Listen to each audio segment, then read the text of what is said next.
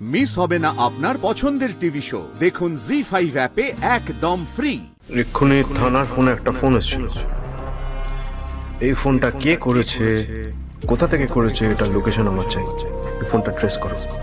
Sir,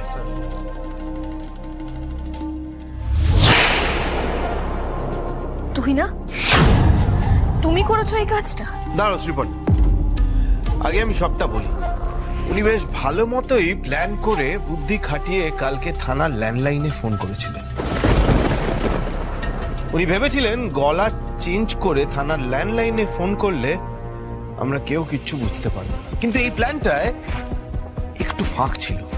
উনি হয়তো ভাবেননি যে পুলিশ ল্যান্ডলাইনও ট্রেস করতে পারে।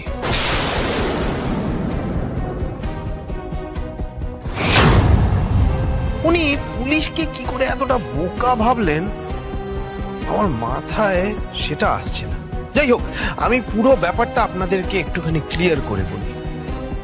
উনি গতকাল আমাকে ফোন করেছিলেন, ফোন করে বললেন এই মেয়ের কিন্তু অনেক সমস্যা রয়েছে, দুরারোগ্য ব্যাধি আছে। দত্ত বাড়ির লোক এই বিষয়টা সবার কাছ থেকে লুকিয়ে রাখে। আর চরিত্রের কথা তো ছেড়েই দিলাম, আজ একজন তো কাল আরেকজন। এই মেয়েকে ভুলেও বিয়ে করবেন না।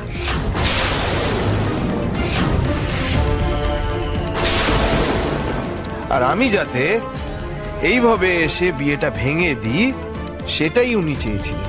কি আমি ঠিক বলছি তো? সর্বনাশ, আমি তো ফুল কেস খেয়ে গেলাম।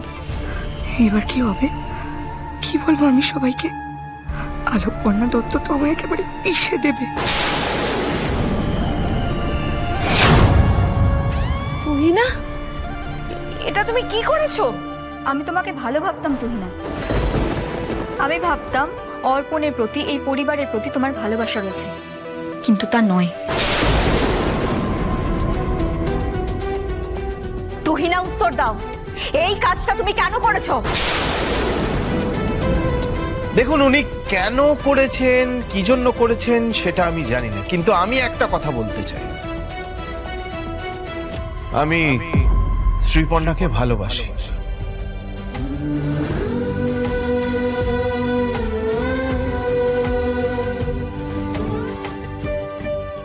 কে কি বললো তাতে আমার কিচ্ছু যায় আসে না। কোনটা সত্যি কোনটা মিথ্যে আমি শ্রীপর্ণার থেকেই জেনে নেব।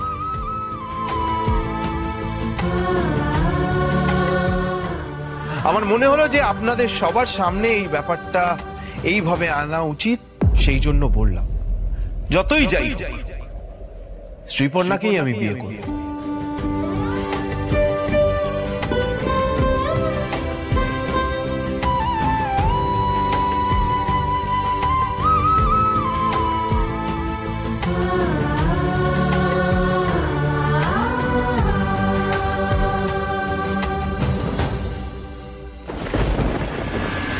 সরি শ্রীপর্ণা, আমাকে এইভাবে ড্রামাটা করতে হলো, মিথ্যে কথা বলতে হলো।